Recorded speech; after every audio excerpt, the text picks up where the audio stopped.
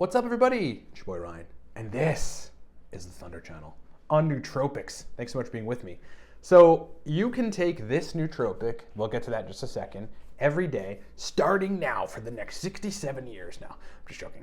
But I will explain a nootropic that, which is sort of an unusual case, right? I mean, a lot of nootropics are pretty aggressively releasing transmitter, they're binding to receptor sites, and if it's taken too consistently, too aggressively, it leads to desensitization of the receptor or tolerance. But with this compound, since it's working a lot on more upregulatory things and the transmitters it's working on aren't very potently heightened, it can be taken every day, and I'm going to break it down. In the meantime, if you would like access to a powerful nootropic stack, or video courses that teach you how to use nootropics surgically, efficiently, so that you can get the best results and stop wasting time and money and powder. Or you'd like to work with the world's foremost expert on bioperformance hacking and brain energy performance. Check out the following. Number one, the Cortex Nootropic Stack. Look, yours truly built that stack. It is a powerful motivation, mental energy, verbal fluency, focus nootropic stack. You can find it at livecortex.com, and you should go buy some right now because I'm almost guaranteeing you will love it. I think we've got like a 94% success rate with Cortex. If you buy Cortex right now, you get Smarter, Better, Faster for free. That's a digital book that gives you stacks and shows you how to use nootropics in a very particular way. Legendary book. Courses, so there are different echelons based on where you want to go with nootropics. So look, if you're brand new, you start with Nootropics Ground Zero. It's a video course that I created for people that are fresh out the gate, brand new to this world of nootropics. It'll just teach you so much and save you years of research and experimentation. If you're mid-level and want to ascend to the 6-year mark, get the Nootropics Masterclass. That's what that course was created for, sort of the mid-level. High-level principles, but you're at the 6-year mark and watching that course and getting the principles. The highest level strategy in terms of stack formulation, adjustment, effective rotation scheduling, labeling, and high-powered stacks there is that exist on the planet is the Nootropics God course, okay? So if you just want access to the highest level nootropics information, again, geared toward getting you better results, get the Nootropics God course, do it at livecortex.com. Lastly, if you'd like to have me formulate your daily regimen, your morning regimen, your energy regimen, even your diet, but importantly, formulate 30 to 50 targeted nootropic stacks for your brain and put you on a cyclical strategy, I basically run your entire regimen. Work with me. We've got consulting programs, and you can find them on the consulting tab at livecortex.com. Livecortex.com for epic nootropic products. Go check them out. All right.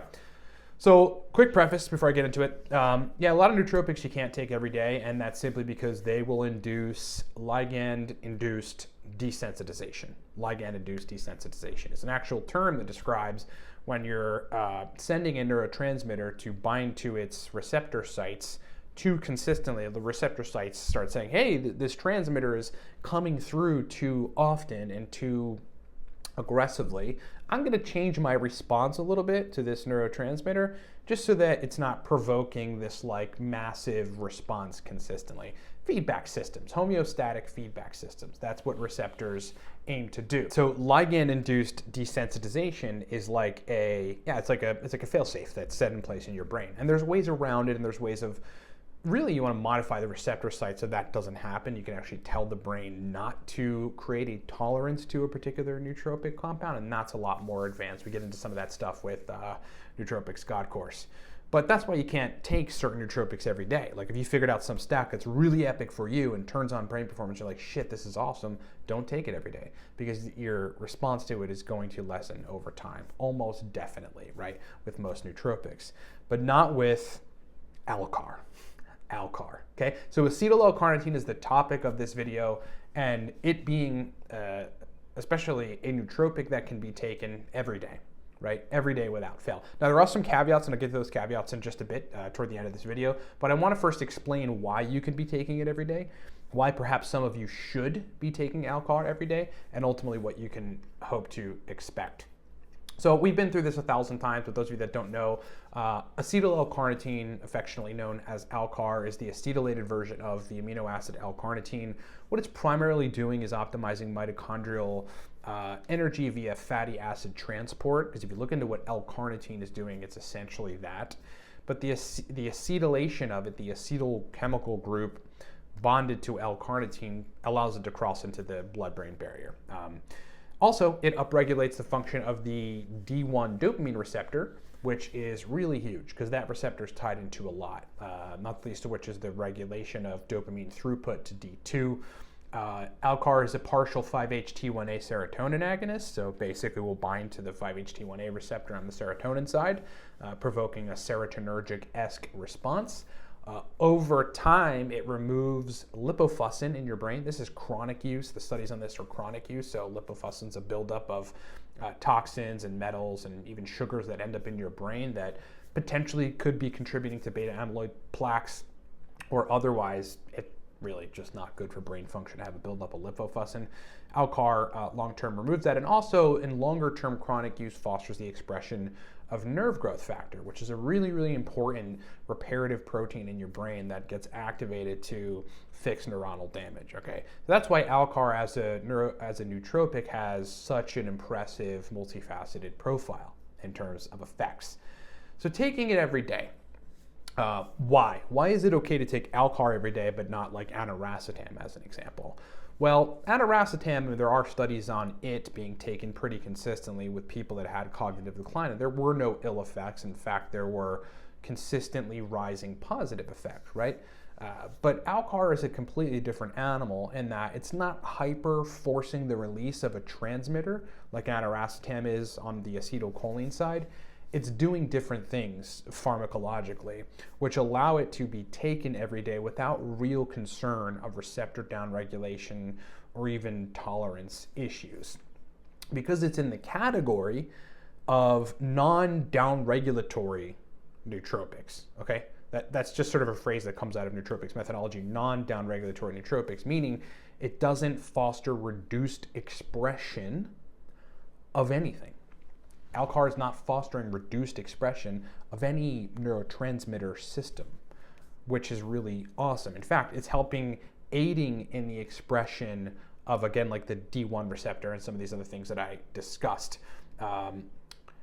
Interestingly, the way that Alcar becomes acetylcholine, a lot of people confuse this and think that it's a precursor, is through choline acetyltransferase, taking acetyl coenzyme A, which is part of Alcar, the acetyl group, and turning it into choline and then synthesizing that into acetylcholine, right? So it's not a direct building block to acetylcholine. It's just that your brain takes the acetyl coenzyme A from Alcar, and then choline acetyltransferase takes that and converts it to choline, and then you yield out of that more brain acetylcholine. So we're just a little bit different. But as it relates to what we're talking about, it doesn't make it so that you're pumping large amounts of acetylcholine. It's actually regulated through choline acetyltransferase, which is important. So that's really the case for why it can be taken every day as a supplement compound, as a supplement nootropic compound, which will aid in brain performance and will make your baseline better than where it is now. How it should be used. This is what I think the most intelligent strategy to use Alcar on a daily basis would be. Primarily in conjunction with a supplement regimen, okay? Primarily in conjunction with a supplement regimen. So if you wake up and you take a B complex, you take some krill oil, you take maybe some quercetin, like, I don't know, minerals or something, maybe you take zinc, you're taking vitamin D, CoQ10. These are some of the things that I take every morning. You would benefit from adding 300 to 500 milligrams of acetyl L-carnitine to that morning regimen. Capsule it up, take it with the rest of your supplements. Now, all those supplements are doing a lot of different things, but not many of them are very acutely neuroactive, with the exception of Alcar, right? Pretty quickly, that's going to affect brain function. And if you do it in this capacity, will it be excessively stimulating? Well, at this dose, and considering you're taking it with other supplements, not necessarily, but that's okay. You should notice, if you're acutely aware of your changes in brain performance throughout the day, a better functioning brain, particularly in the processing capacity. Like, you'll be able to hold more information in your head. Your working memory should be better via the acetylcholine that's yielding from it. But at the same time, you should be more motivated to do things via the D1 expression, the dopamine D1 expression. And you should have more energy to do things via its ability to transport fatty acids into the mitochondria of the brain to use for energy production. Could you go above 500 milligrams? So this is where we get into caveats. Let's talk about caveats.